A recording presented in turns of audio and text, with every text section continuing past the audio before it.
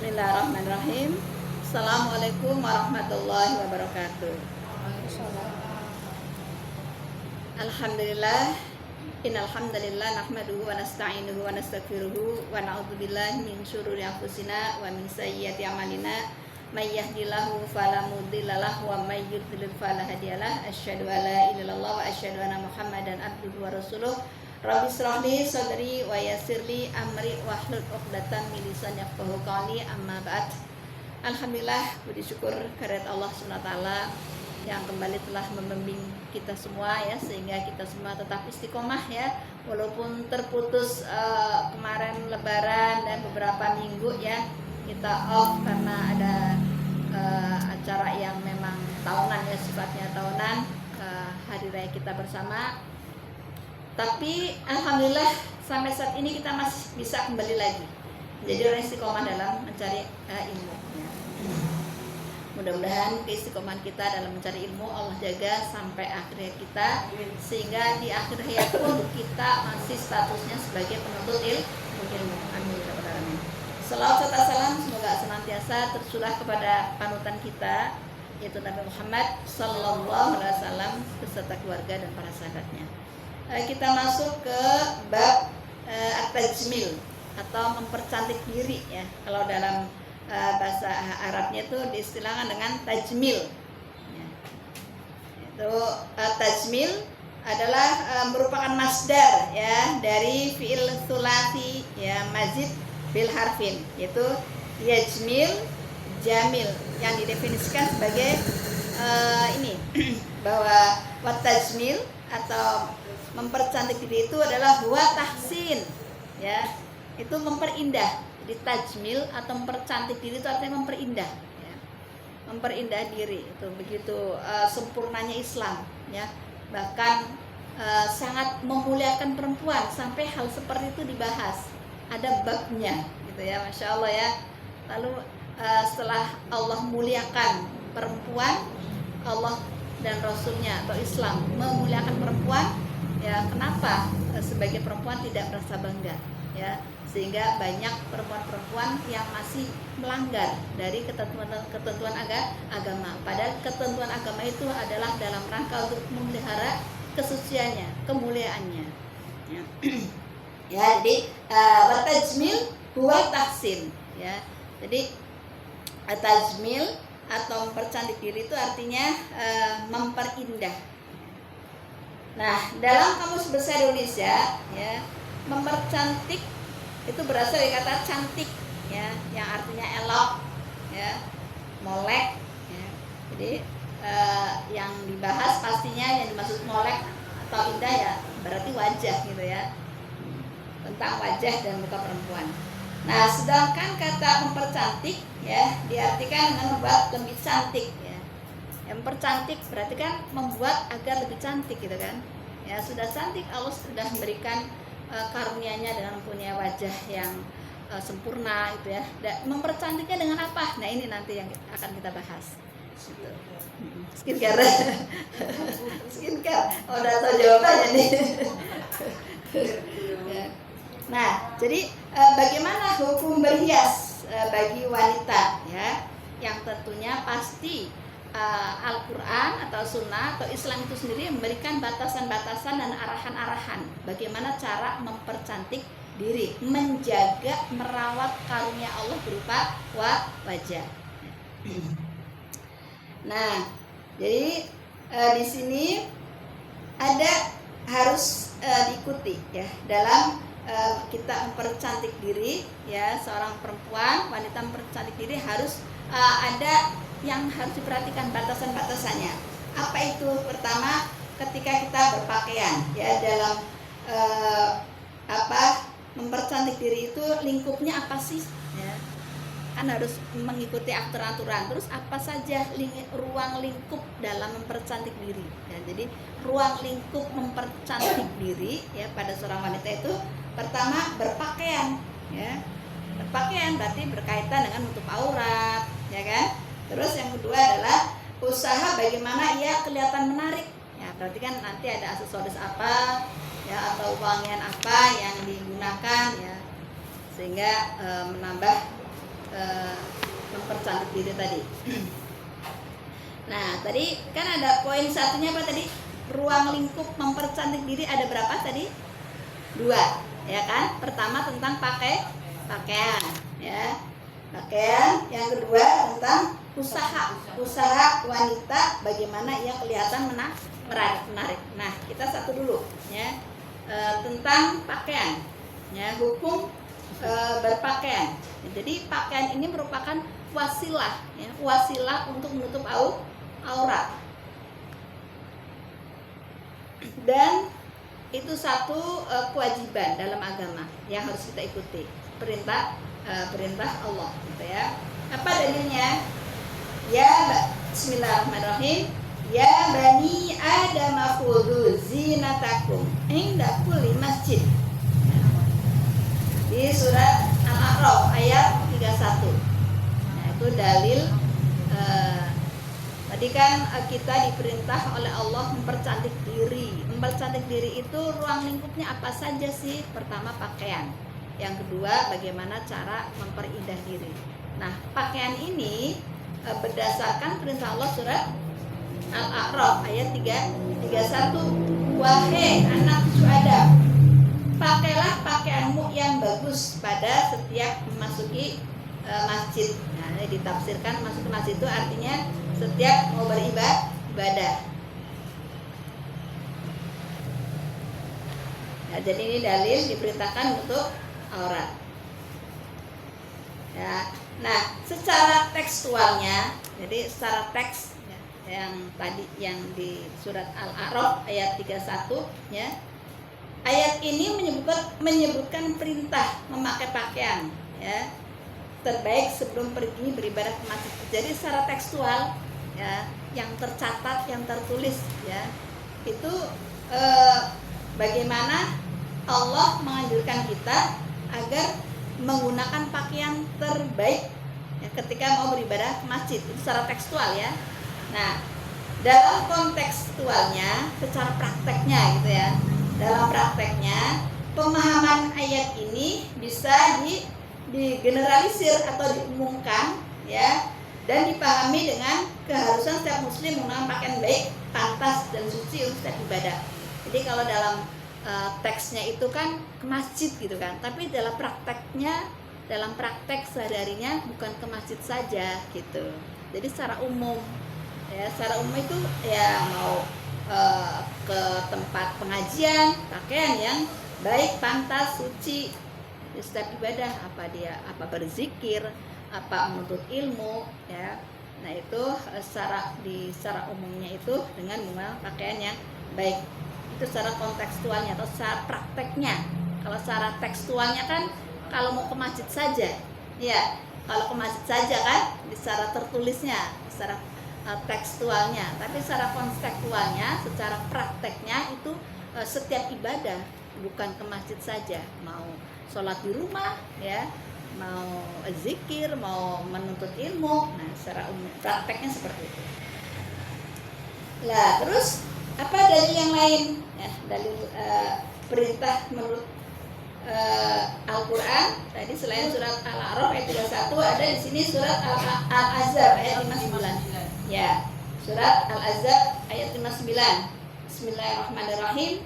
Ya ayyuhan nabiyyu qul li azwajik wa banatika wa nisa'il mu'minin yudnina 'alaihinna min jalabibihin. Ya, jadi wahai nabi, katakanlah kepada istri-istrimu, ya, di azwajika wa banatika, anak-anak perempuanmu, wanisaika, ya, wanisa'il mu'minin, ya, istri-istri orang mukmin, yudnina 'alaihinna min jalabibihin, hendaklah mereka menutupkan jilbabnya ke seluruh tubuh, ya. Jadi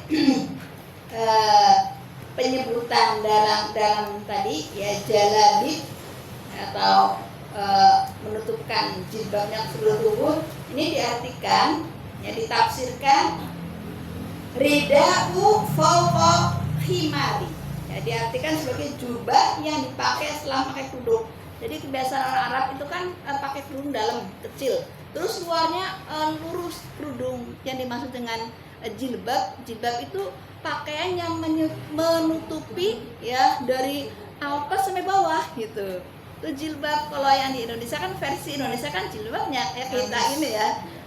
Jilbab kayak kesannya jilbab itu atasan aja yang kita pakai jilbab ini. Tapi dari kata jalabib ya, jalabib di sini ditafsirkan sebagai rida ufaqon himar. Jadi jubah yang dipakai setelah memakai kerudung. Berarti kan dari atas ke bawah gitu. Nah, ini kebiasaan orang-orang Mekah kan begitu. Dia punya satu kecil, kerudung kecil dalam, terus yang di luarnya itu namanya jubah. Apa? Ya jubah yang disebut dengan jalbib tadi. Ya. Dari atas sampai bawah itu.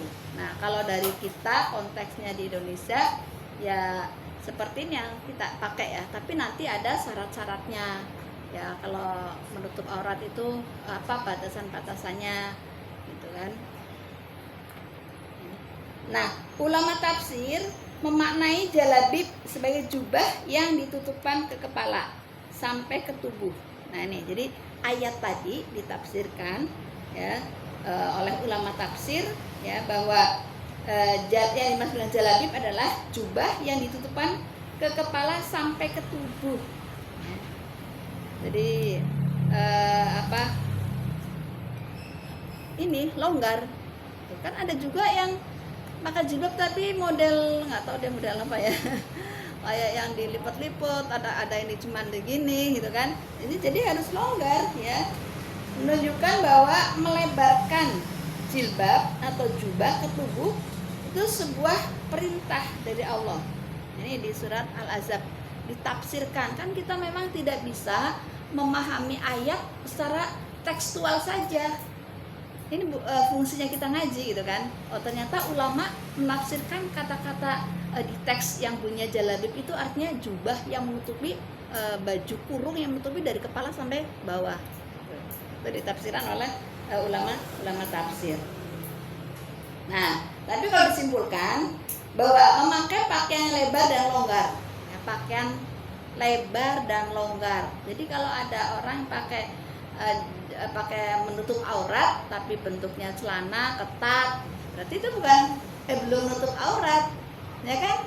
Dikatakan oleh Rasul berpakaian tapi telanjang, ya. Jadi nanti tidak boleh transparan, tidak boleh terbentuk lekuk tubuh, gitu ya. Tidak menyerupai laki-laki. Nah, nanti ada syarat-syaratnya, ya. Jadi disimpulkan bahwa memakai pakaian yang lebar dan longgar ya sebagai pemaknaan dari jubah ya. Jadi jubah itu atau jilbab itu ya harus lebar dan longgar ya, tidak seperti yang kita dijumpai di masyarakat masih kadang ya mungkin belum nyampainya ilmu ke mereka ya. Tapi kalau ilmu sudah nyampe terus kita kok ngikutin mereka yang belum nyampe ilmunya, nah ini awas aja, siap-siap di hadapan Allah ya. Jadi hijrahnya tidak tampak ya. Padahal tujuan kita mencari ilmu adalah untuk ujungnya adalah ibadah kepada Allah, agar kita beribadah kepada Allah dengan berdasarkan ilmu. Yaitu nah, di surat lain, surat An-Nur ayat 31. Surat An-Nur ayat 31, wa qul lil mu'minati yaqdudna min absarihinna wa yahfazna furujahunna. Dan katakanlah kepada para perempuan yang beriman agar mereka menjaga pandangannya dan memelihara kemaluannya. Nah, ini Masya Allah ya. Kenapa sekarang itu banyak terjadi pelecehan seksual, ya kan?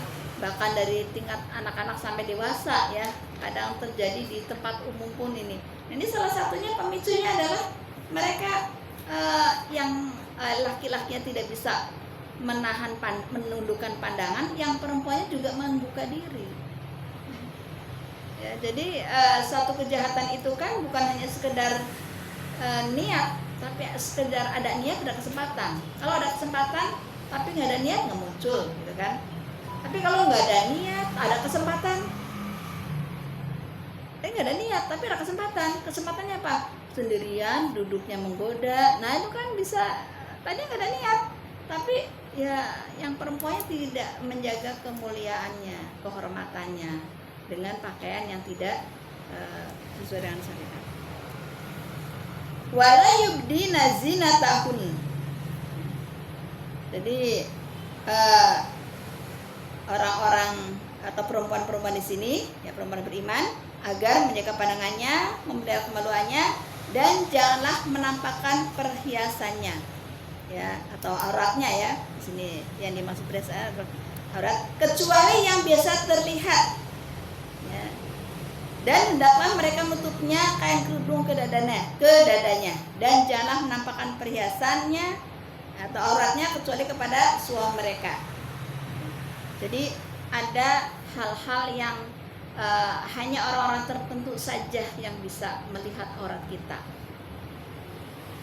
Siapa itu? Pertama, ayah mereka, atau ayah suami mereka. Jadi apa namanya? Mertua. Jadi karena mahram, karena pernikahan. Atau putra-putra mereka. Nah, anak-anak kita. Atau putra-putra suami mereka. Nah, berarti apa nih? Anak tiri, ya, atau maaf, janda bawa anak nikah dengan duda bawa anak. Nah, itu jadi mahram. Ya, jadi putra-putra suami mereka, berarti anaknya suami atau anak tiri. Atau saudara-saudara laki-laki mereka, berarti kakak atau adik yang laki. Atau putra-putra saudara laki-laki mereka. Nah, berarti ponakannya. Atau putra-putra saudari perempuan mereka, ini ponakan dari perempuan. Atau para perempuan, nah perempuan sesama Islam, ya, sama kita, ya, itu boleh. Tapi yang biasa nampak, gitu. Tapi auratnya, makanya saya kalau mandi jenazah, saya selalu bilang sama yang mandiin, kerabatnya ikut, tetap ada batasannya, ya, tetap kita nggak vulgar, ya, walaupun sudah mayat itu statusnya sama, harus menjaga kehormatannya, ya, dengan menjaga auratnya, ya. Jadi sama Islam, sama saudara Muslim. Berarti kalau dengan Muslim gimana?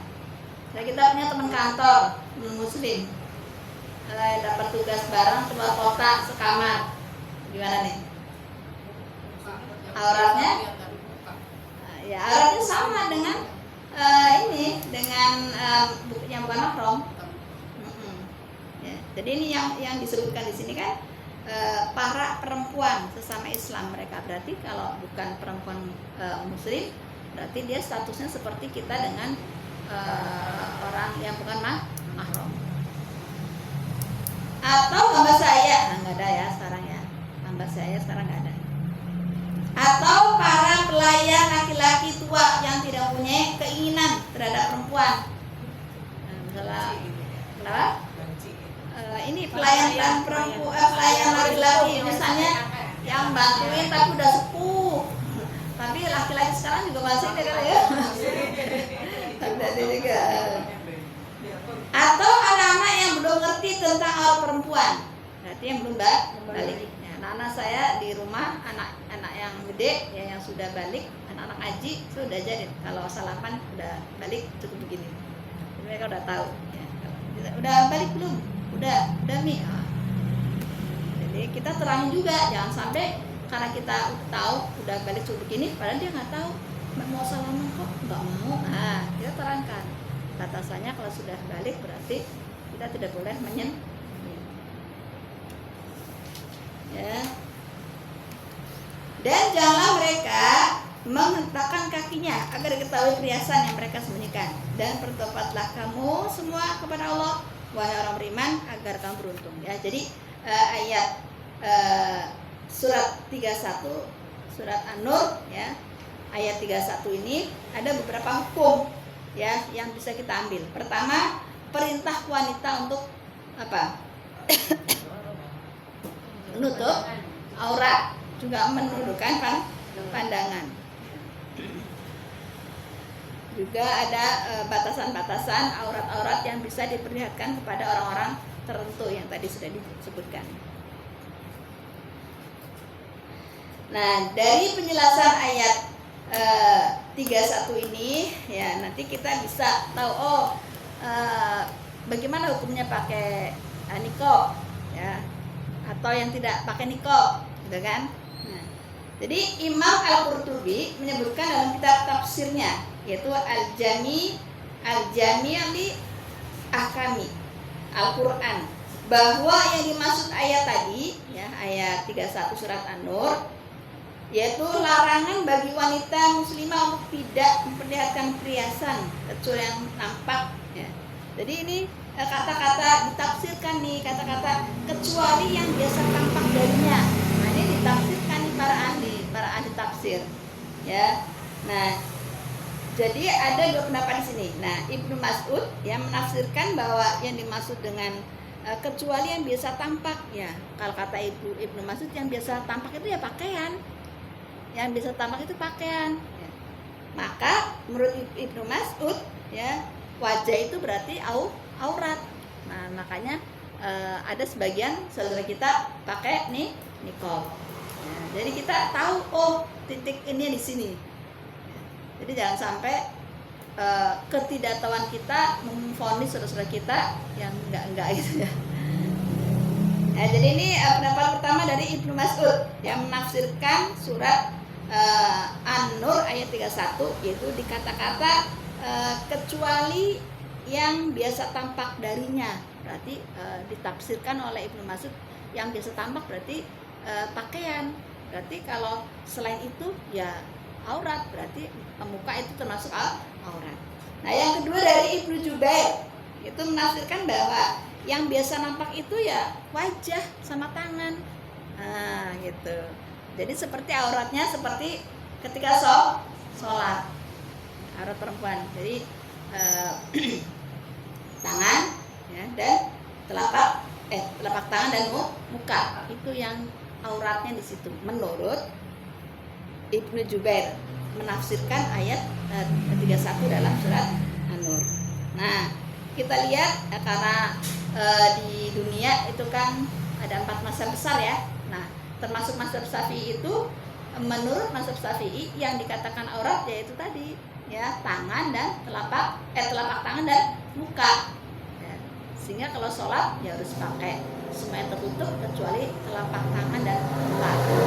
Ini aurat berarti kaki aurat kalau kita mengikuti mazhab Syafi'i, gitu kan? Nah, Indonesia kan mayoritas Syafi'i, tapi kenyataannya di lapangannya pakai bukan mazhab Syafi'i, tapi pakai mazhab Hanafi. Ya, kalau Hanafi aurat kaki nggak aurat. Jadi kalau misalnya umroh ya ke tanah suci, kita sholat, ada orang sholat kan nggak pakai kaos, kakinya kelihatan, wah berarti dia mazhab Hanafi. Jadi jangan dibilang sesat, ntar apa juga berantem di tanah orang. Jadi gitu. Ya, jadi itu menurut para ada dua pendapat ya dari mazhab Syafi'i dan Hanafi.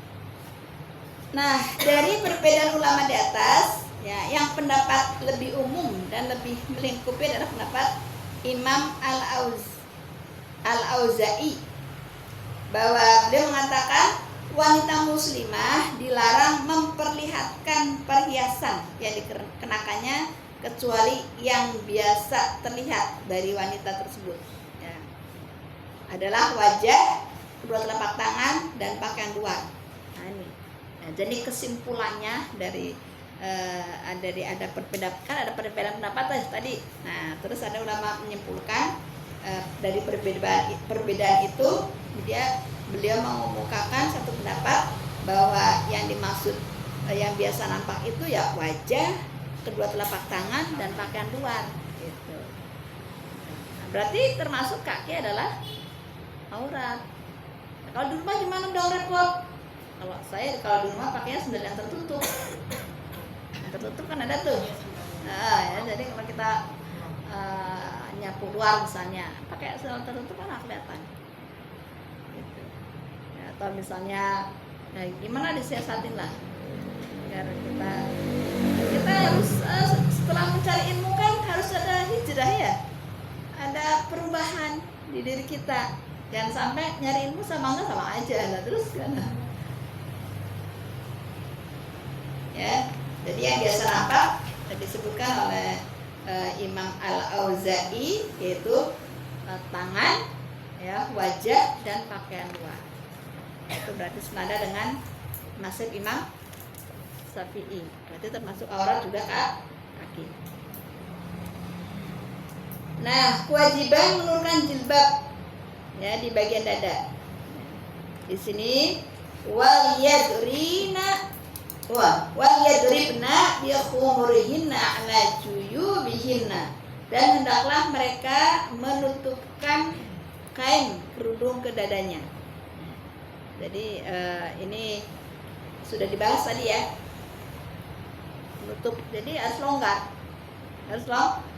tidak sempit bahkan membentuk benjolan-benjolan gitu ya. Nah, ini kita kadang perempuan sendiri kalau lihat ada yang kita rada malu gitu ya. Nah, apa dalil sunahnya? Ini dari Asma ya, Asma binti Abu Bakar. Anna Asma binti Abi Bakrin dakhalat ala Rasulillah sallallahu alaihi wasallam. Asma binti Abu Bakar masuk menemui Rasulullah sallallahu alaihi wasallam dengan pakaian tipis. Nah ini, jadi dakhalat ala Rasulullah sallam wa sallama wa alaiha thiyabun riqaqun. Ya. Jadi Asma binti Abu Bakar masuk ke Rasulullah dengan pakaian yang tipis. Fa'arada anha Rasulullah SAW. Jadi pas Asma datang ke Rasulullah terus tipis pakaiannya.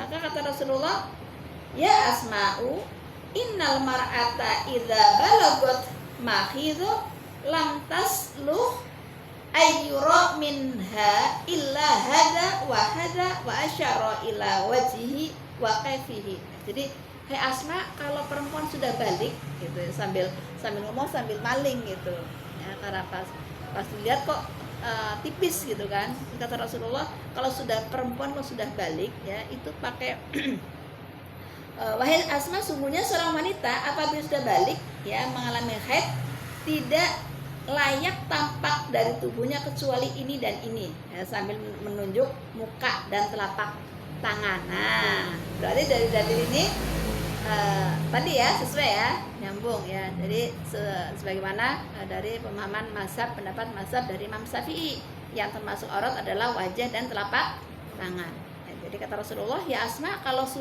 perempuan sudah balik, itu yang tampak tuh ini dan ini gitu. Ini dan ini sambil menunjuk muka dan telapak tangan ya. Nah, balik ini kita sudah belajar ya tentang balik. Kalau di atas maksimal itu 15 tahun, walaupun muncul atau tidak muncul tanda kebalikan, itu dihukumi dengan balik ya. Umur 15 tahun tapi belum men, itu balik ya. Maksimal 15 tahun ya, belum mimpi basah, balik kalau sudah 15 tahun. Tapi kalau di bawah 15 tahun belum muncul, itu belum dikatakan balik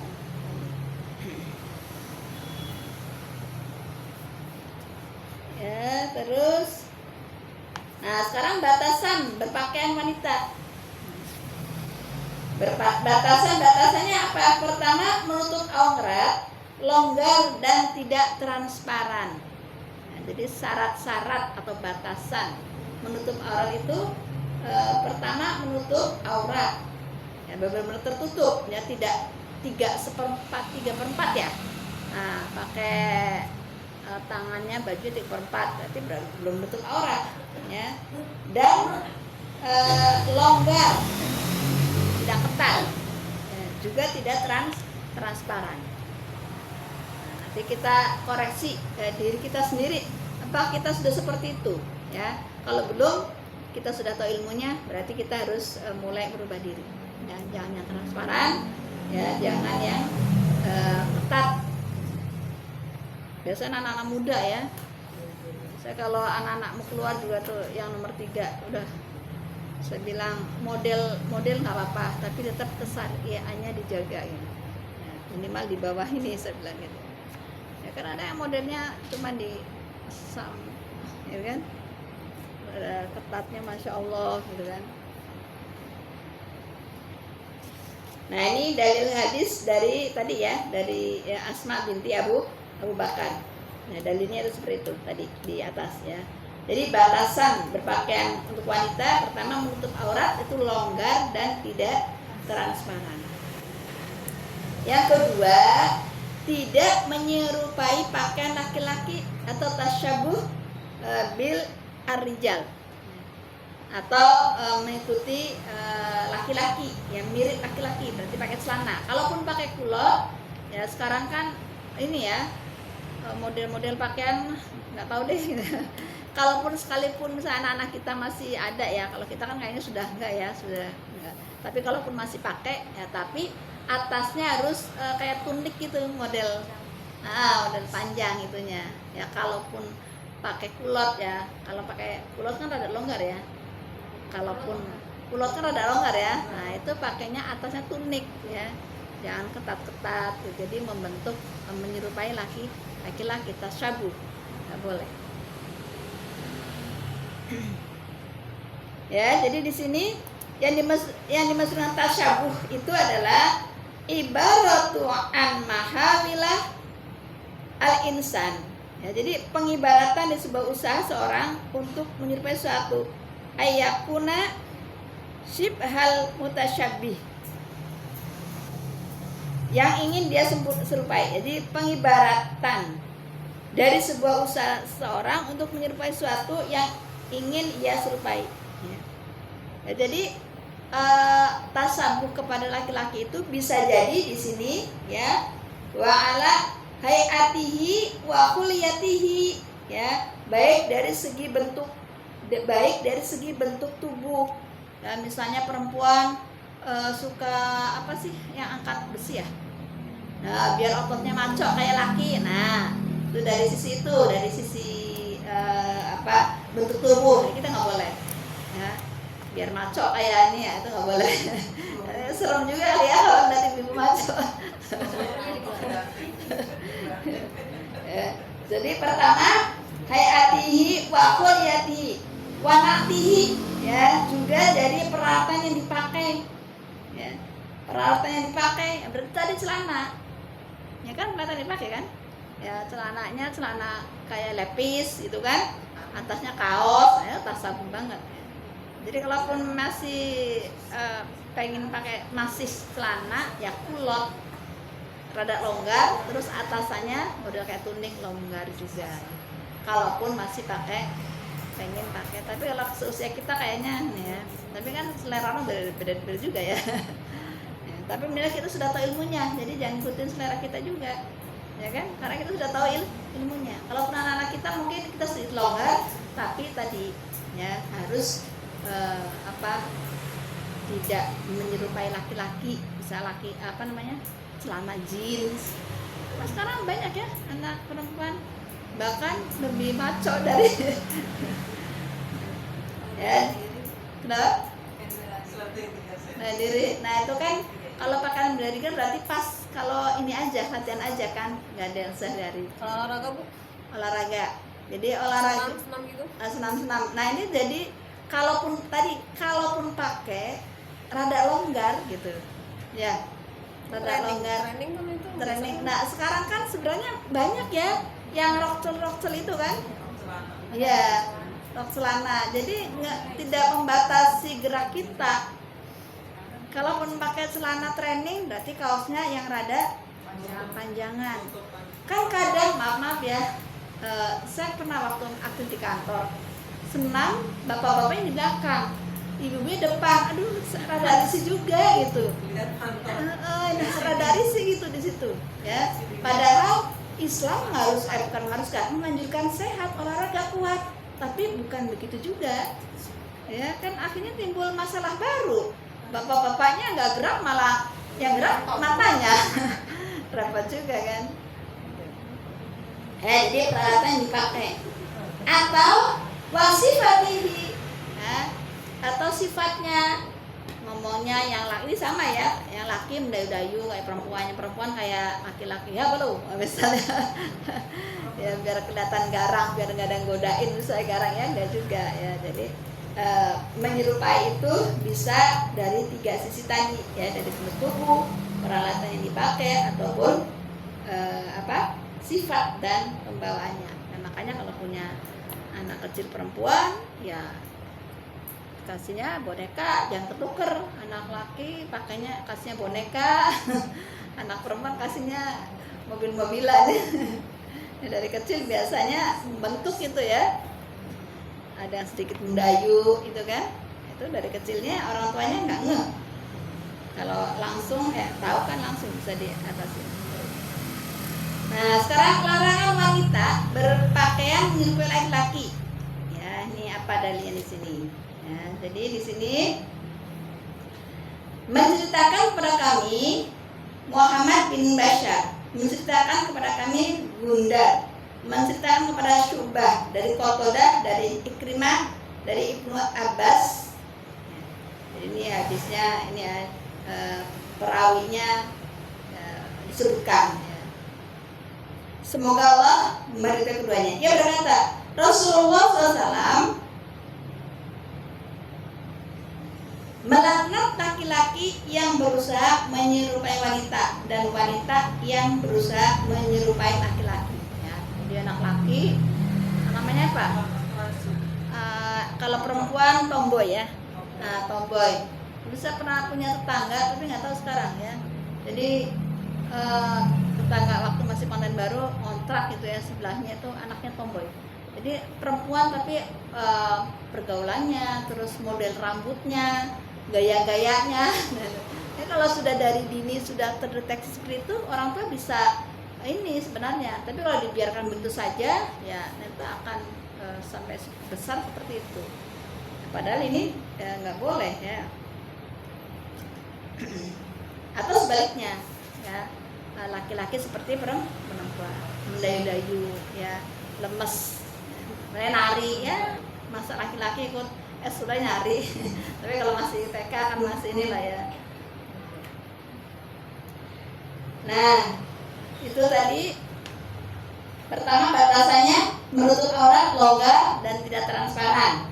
Yang kedua, tidak menyerupai laki-laki ya, tidak tasyabuh. Nah, yang ketiga, tidak menyerupai pakaian orang kafir. Nah, sekarang ini nih ya yang tidak terbendung ya, bahkan kalau nggak ke barat-baratan tuh dibilang di ketinggalan zaman. Ya, mimma rawah Abdullah ibnu Amru. Jadi Ibnu Umar. Jadi ini dari anaknya Umar bin Khattab ya, namanya Abdullah bin Umar bin Khattab radhiyallahu anhu. Qala Rasulullah sallallahu alaihi wasallam, man tasyabaha biqaumin fahuwa minhum.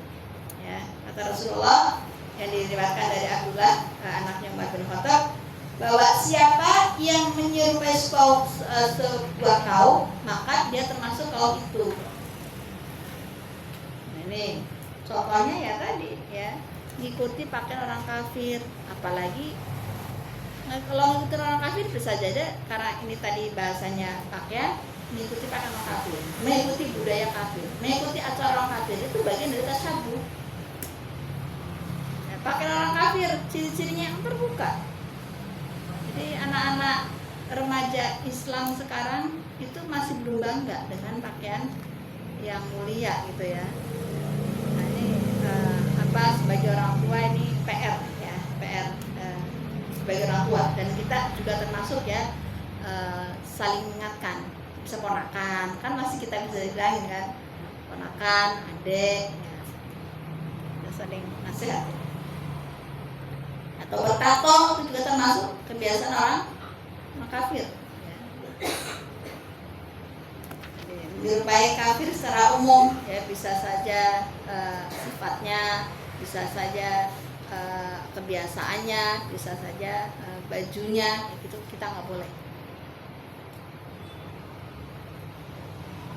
Dan dalil kedua dari Amr bin Abasah al-Sulmi. Ya, jadi ini hadisnya panjang ya. Fi hadis tawil, panjang hadisnya. Bahwa saya berkata, wahai Nabi Allah, beritahukan saya apa yang telah Allah ajarkan kepadamu dan saya tidak mengetahuinya. Beritahu saya tentang sholat. Jadi ini ada sahabat ya nanya, beritahu aku tentang sholat. Sholat as-subhi, thumma aksir an sholati hatta taqlu asyam hatta tarfa fa innaha tatlubu hain tatlubu baina qarnain syaitan wa hina idzi yasjudu laha kafir. Ya, jadi apa sahabat nanya, ya Rasulullah, beritahu aku tentang sholat. Kata Rasulullah, lakukanlah sholat subuh. Setelah itu jangan lakukan sholat hingga matahari terbit. Nah, ini yang salah satu waktu yang dilarang oleh Allah, ya, yaitu sholat ketika matahari terbit. Terus yang kedua, sholat ketika matahari terbenam. Yang ketiga, sholat ketika matahari di tengah-tengah kepala kita, ya, di tengah-tengah. Ya. Kenapa? Ya, karena ia terbit di antara dua teluk setan. Nah, saat itulah orang-orang kafir sedang bersujud kepadanya. Kan nggak boleh mengikuti kebiasaan orang kafir. Salah satu dalil bahwa kita tidak boleh menyerupai pakaian orang kafir atau tidak boleh menyerupai orang kafir secara umum, ya, baik pakaiannya atau kebiasaannya. Yang terakhir, batasan dalam mempercantik diri. Ya.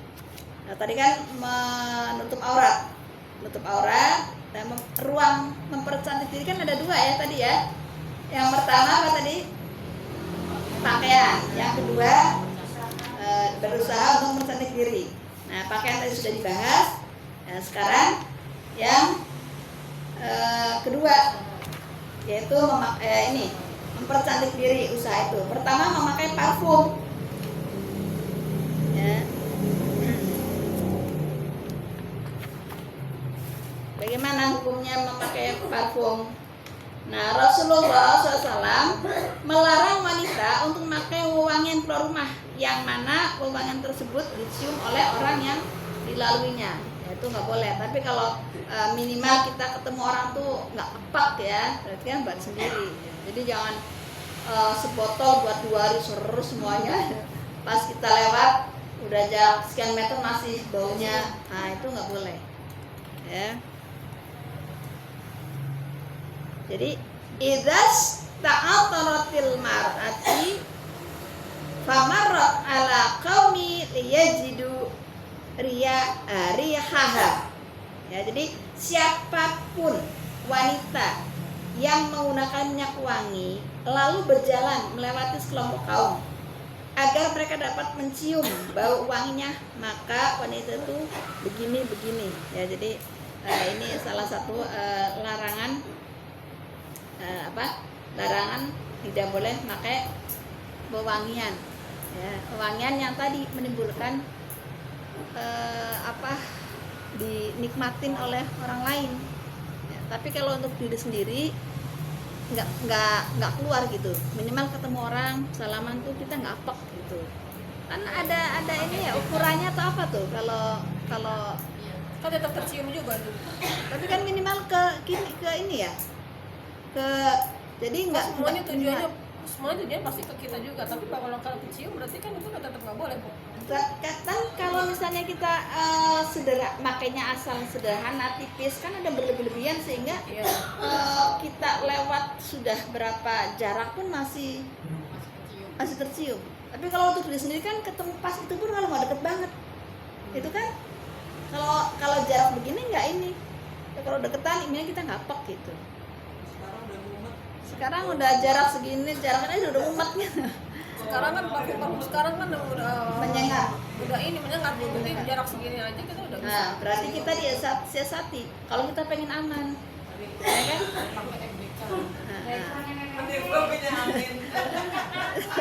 Atau kalau buat diri sendiri mendingan gak usah sekalian aja ya, sabun aja gitu ya. Ya minimal tadi, minimal orang deket kita tuh nggak kebawaan apek gitu. Ya kerudung kita 5 hari nggak pakai misalnya, ya atau seharian nggak karena mungkin di perjalanan misalnya, seharian pakai, ya kan keringet ya. Ya, minimal kan orang deket dengan kita tuh nyaman gitu, nggak ada dia tapi dalam ya Allah ini bau bawangnya nggak hilang ya kan itu juga.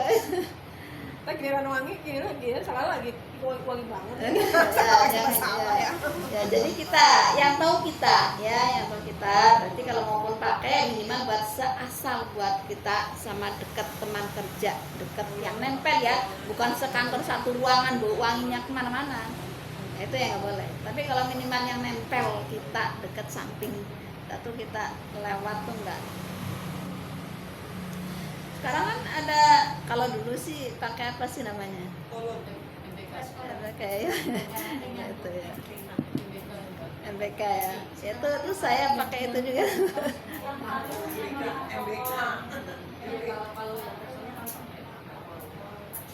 Ya.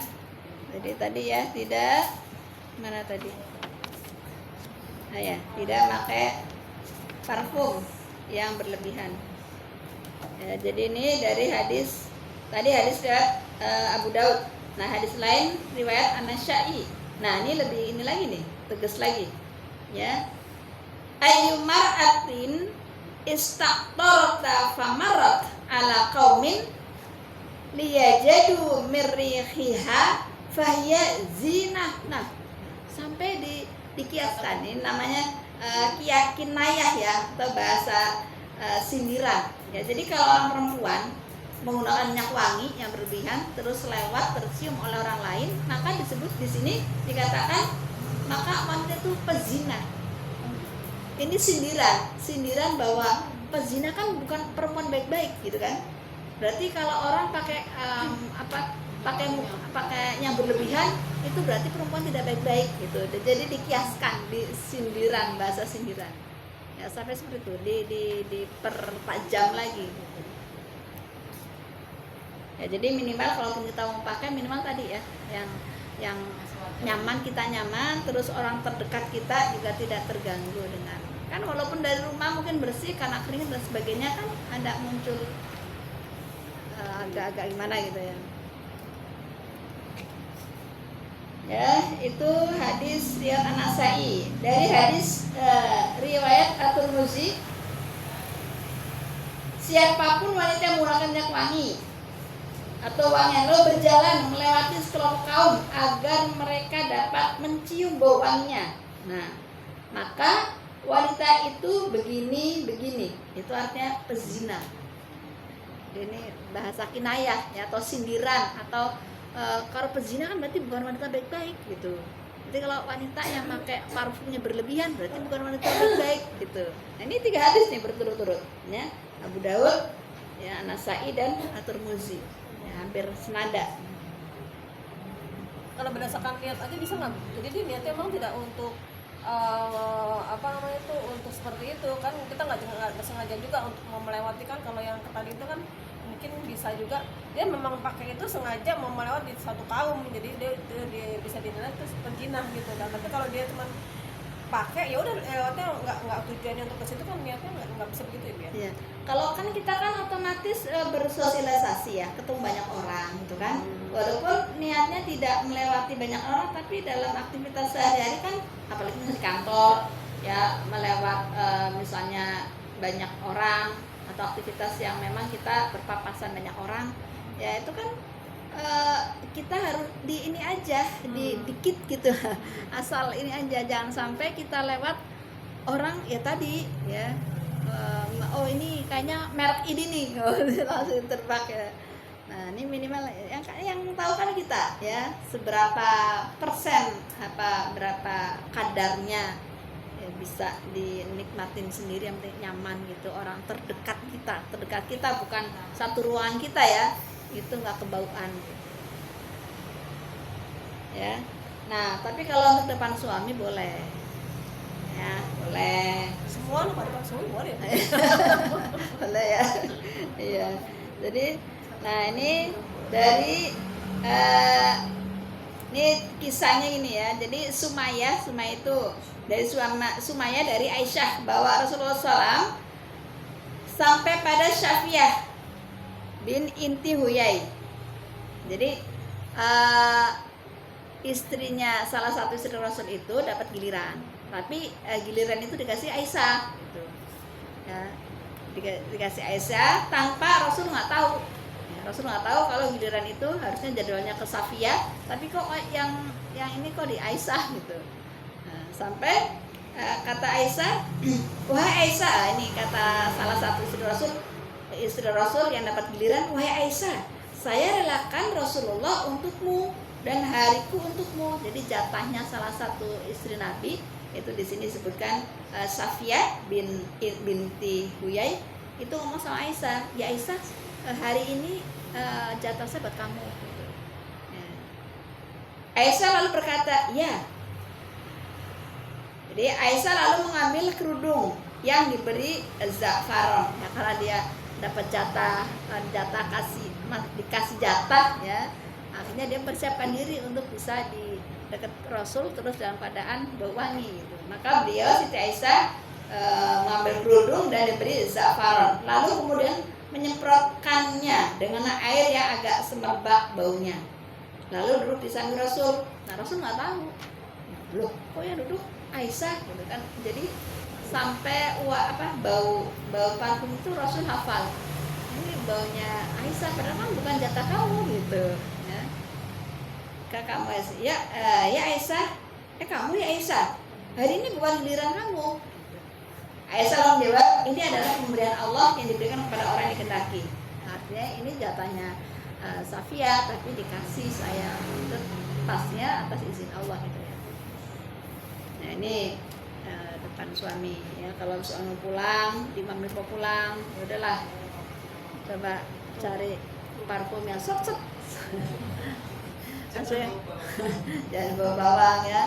Semuanya pulang dari kantor udah bau jalanan, di jalan banyak asap dan sebagainya, sampai rumah bau bawang.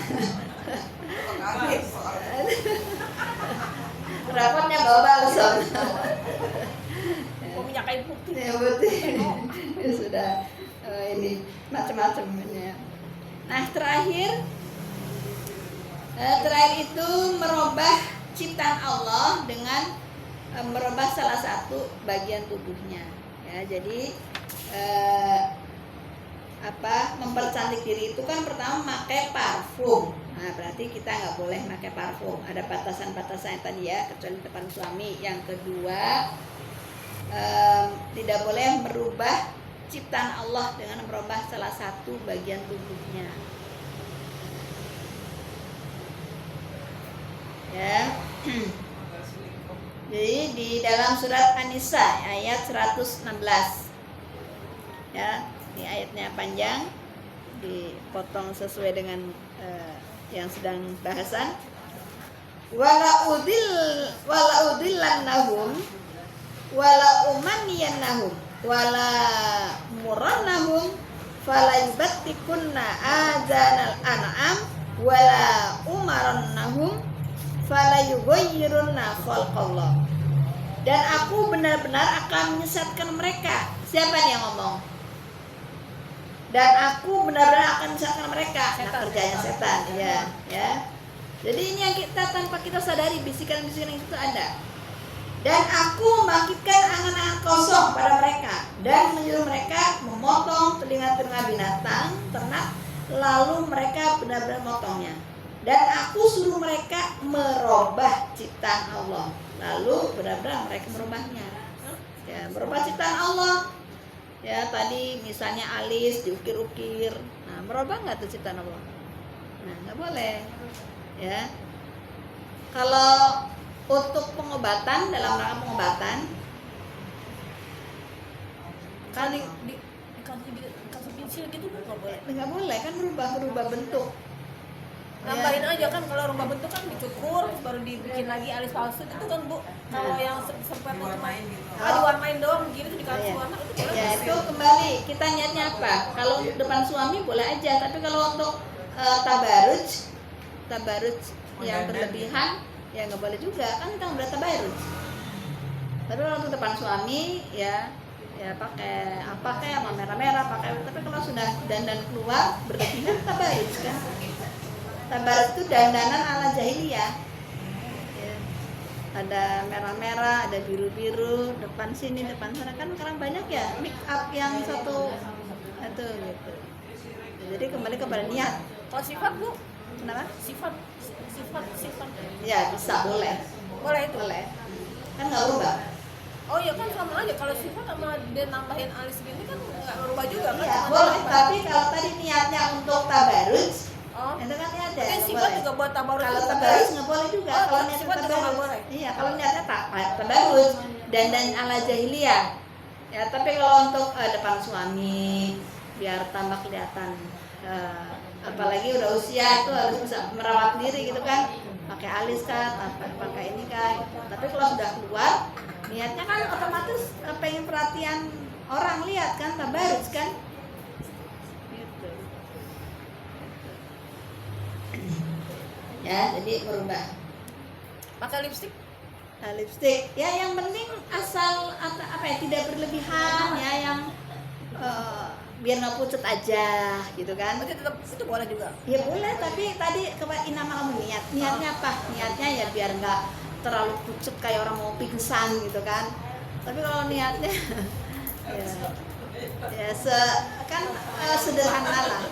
Kan misalnya pakai bedak ya boleh. Kenapa? Kan itu dalam rangka matahari biar nggak langsung ke sel-sel kulit kita, berarti kita pakainya ininya aja, seperlunya. Jangan polos tomo juga, polos ya bisa gosong mana-mana. Ya matahari langsung ke muka, nggak ada apa sih namanya krim apa gitu ya. Minimal kan kalau orang muslim kelihatan bersih, ceria kan juga kelihatan enak juga, jangan orang Islam begitu ya, kucel-kucel ya. Nah kan repot juga. Ya, tapi nggak berlebihan juga. Ya, harus merah-merah, merah di pipi, merah di mana-mana gitu kan. Ya. Nah, jadi dari beberapa ayat di atas ya dapat dapat disimpulkan ya, dapat dipetakan bahwa merubah ciptaan Allah itu meliputi pertama taghyir manawi. Jadi merubah sifat ciptaan Allah ya, secara makna. Misalnya merubah agama Allah. Ya, merubah agama Allah, ya mengada-ada ya. Ya bikin-bikin acara, bikin-bikin ini yang agama Allah tidak menetapkan itu. Tapi kalau berbeda pendapat yang ada dalil secara umumnya itu tidak ini ya. Jadi merubah agama Allah atau merubah fungsi makhluk, misalnya Allah menciptakan matahari, kan fungsinya buat menerangi bumi, bukan untuk disembah. Allah menciptakan sapi, kan buat makan, buat ambil dagingnya, buat ambil tenaganya, bukan untuk disembah. Nah itu juga termasuk merubah fungsi makhluk. Harusnya fungsinya sebagai kebutuhan manusia, tapi sebagai Tuhan. Gimana itu yang nyembah sapi? India. Ya, jadi ada sebagian di belahan bumi ya itu menyembah makhluk Allah, berarti salah fungsi dia. Ya, yang kedua adalah taghyir hissi au al-zahir. Itu berubah bentuk ciptaan Allah seperti menato tubuh, mencukur alis, merenggangkan gigi ya. Tapi kalau tadi dalam perawatan misalnya makannya tuh nggak enak karena satunya giginya ngadep sana, ngadep sini. Nah, berarti kan perawatan. Tapi kalau sudah rapi tapi pengen biar pakai apa tuh namanya? Behel.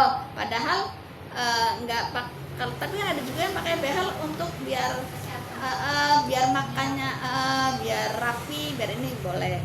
Jadi selama dalam untuk perawatan ya, tidak merubah tapi merawat biar bisa apalagi pengobatan ya, termasuk pengobatan bisa basah gigi palsu misalnya, itu nggak rubah, ya kan sesuai dengan kebutuhan, ya kan. Kalau nggak pakai gigi ya makannya nggak bisa gitu ya. Yang berubah ya ini hidungnya udah cukup segini, karena pengen ini akhirnya ngambil daerah mana ditambalkan, kan ada juga itu karena kebanyakan duit. Ya begitu ya. Ya jadi itu saja, nanti bisa di tanya jawab ya. Wallahu a'lam bishawab. Mudah-mudahan yang sedikit bermanfaat untuk kita ya. Assalamualaikum warahmatullahi wabarakatuh.